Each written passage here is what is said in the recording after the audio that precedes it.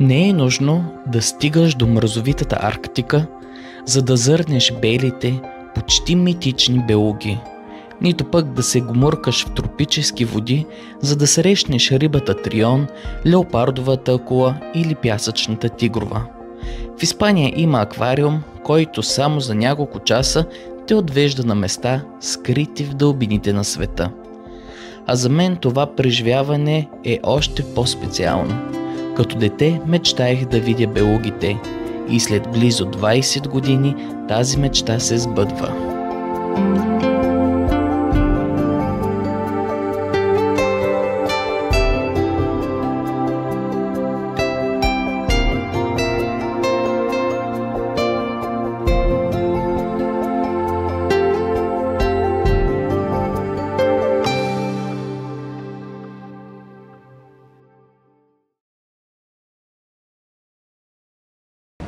Здравейте, приятели! Аз съм Емко и добре дошли в мой YouTube канал. С това видео давам старт на новите влогове от любимата за българи дестинация, а именно Валенсия.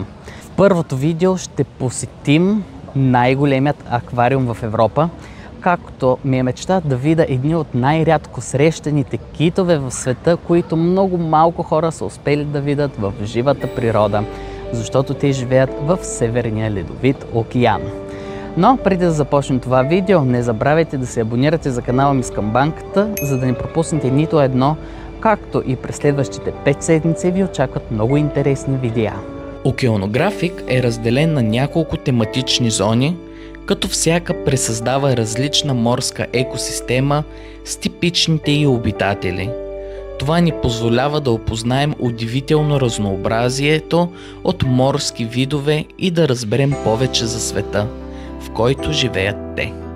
Ще започнем от тропиците и най-дългият подводен тунел, после ще се озовем сред ледовете на Арктика и Антарктида, ще се гмурнем в океанските дълбини и накрая ще надникнем и в живота над водата, един от отличителните акценти на този комплекс.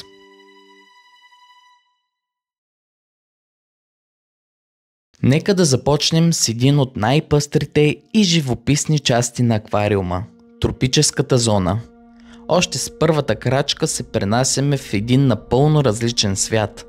Свят, изпълнен с ярки цветове, екзотични форми и живот, който буквално гъмжи от всякъде. Тук ще видите някои от най-красивите морски обитатели – риби в невероятни цветове и шарки, които сякаш са излезли от картина. Червено, синьо, жълто, оранжево, цветовете се преливат и блестят под светлината на водата. Основен акцент в тази зона са кораловите рифове, едни от най-богатите, сложни и важни екосистеми в целия океански свят. Тези подводни градове са изградени от живи организми, корали, които създават сложни структури, в които намират дом, храна и закрила хиляди други видове, от дребни рибки и скариди до по-големи хищници. Кораловите рифове са като тропически гори под водата, пълни с живот и взаимосвързани зависимости. Знаете ли, че въпреки, че покриват по-малко от 1% от повърхността на Световния океан, те са дом на над 25% от всички морски видове. Това ги прави незаменима за баланса в морските екосистеми, но тази красота е изключително крехка. Кораловите рифове са под сериозна заплаха от човешката дейност, пластмасово замърсяване, покачване на температурите, разрушителен риболов, киселинност на океаните. Всичко това ги излага на риск. Аквариумът ни показва не само колко са красиви, но и колко е важно да се отнасяме отговорно към тях.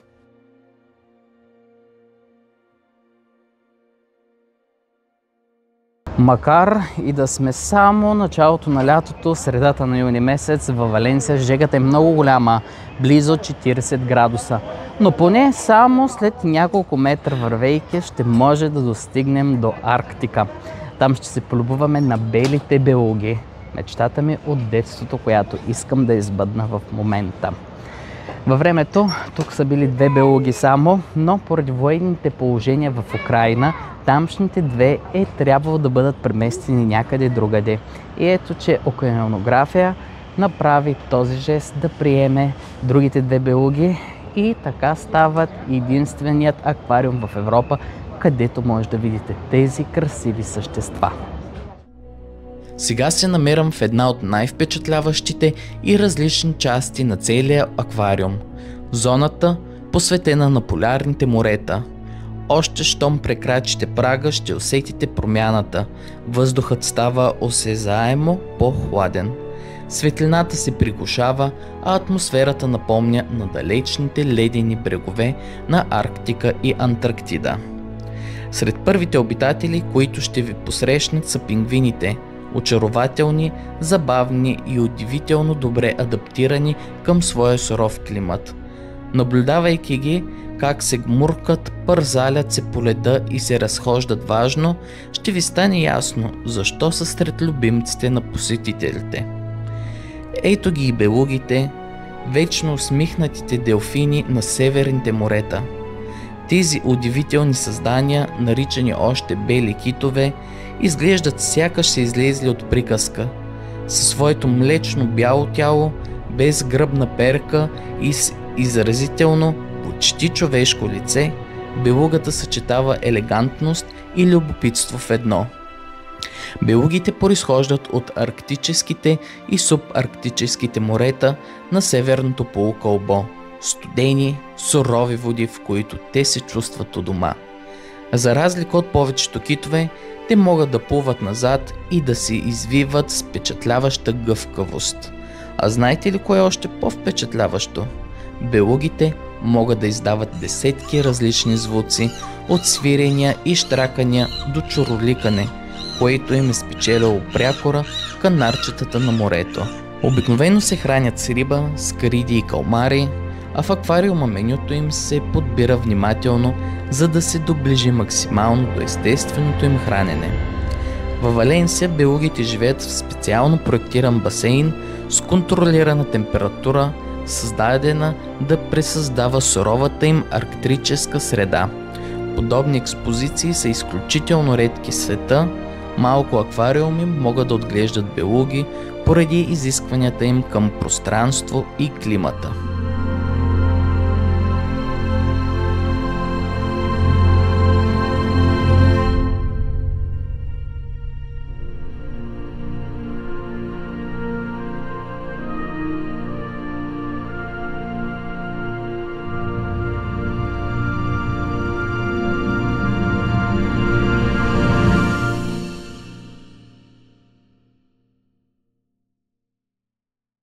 Ето тук зад мен се намира и контактната зона, където може да отидете да се разходите и с интересните тропически птици. Най-различни цветове са червени, жълти, розови. Аз много обичам да влизам в такива заграждения. Даже сещам на остров Тенерифе в един от зоопарковете. Едната птица дойде на главата ми и направо ме изкълва. Да видим дали и тук ще се случи същото, но се надявам да не е така, защото птиците тук са доста по-големи. Попадаш в едно скрито място от аквариума, което сякаш е излязло от някоя тропическа приказка. Сред зеленината и малките водоеми се разхождат свободно екзотични птици, червено, розово и оранжево, толкова красиви, че изглеждат почти нереални. Някои вървят важно и грациозно, други се почиват сред сенките, а трети любопитно надничат към посетителите.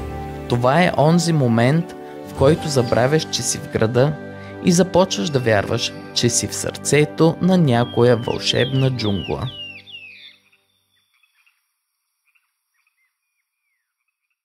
Една от най-запомнящите се и обичани части от аквариума несъмнено е впечатляващият подводен тунел, дълъг цели 70 метра.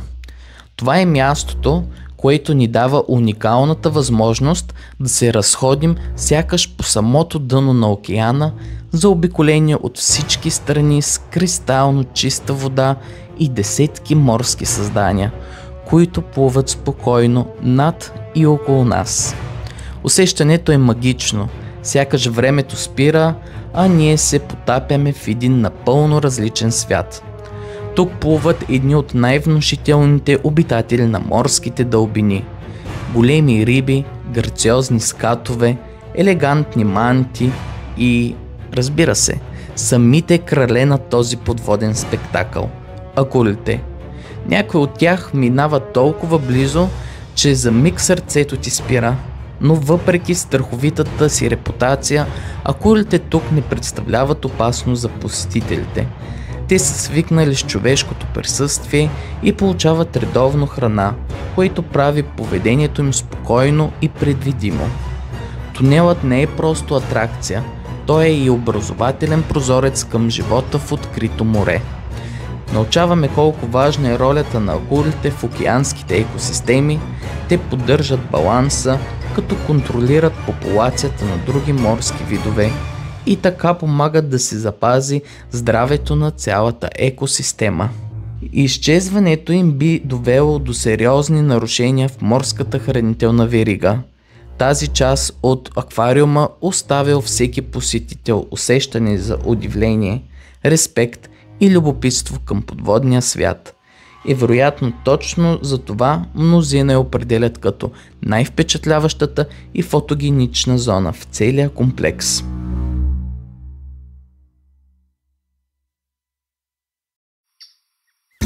Освен впечатляващите подводни експозиции, аквариумът предлага и просторна външна зона, която разкрива съвсем различно лице на комплекса. Тук посетителите могат да се потопят в атмосферата на по-топли и влажни климатични региони, където се разхождат свободно различни животни и птици. Открива се истинско сафари на брега и в сърцето на тропическата гора. Сред зеленината и водоемите ще срещнете впечатляващо разнообразие от пернати, от елегантни ибиси до ярко оцветени екзотични птици в червено, розово и оранжево. Те летят свободно, разхождат се край езерата и създават усещане за жива, дишаща приказка сред природата. Тук ще откриете и тюлените, игриви и любопитни. Те плуват грациозно в специално оформен басейн, където често може да ги видите как си играят, излизат да се греят на слънце или общуват помежду си. Те са сред любимците на малки и големи и носят усещане за връзка с морето, дори извън подводния свят. В тази външна част могат да се видят още и интересни малки бозайници и земноводни, типични за тропическите и субтропически екосистеми. Тук се разказва за тяхната роля в природните вериги и за усилията, които се полагат за опазването им. Разходката из външната зона на аквариума прилича на екзотична експедиция сред буйна растителност, водни пространства и звуци на птици и животни. Това е идеалното място за почивка, наблюдение и откриване на природното богатство отвъд океана.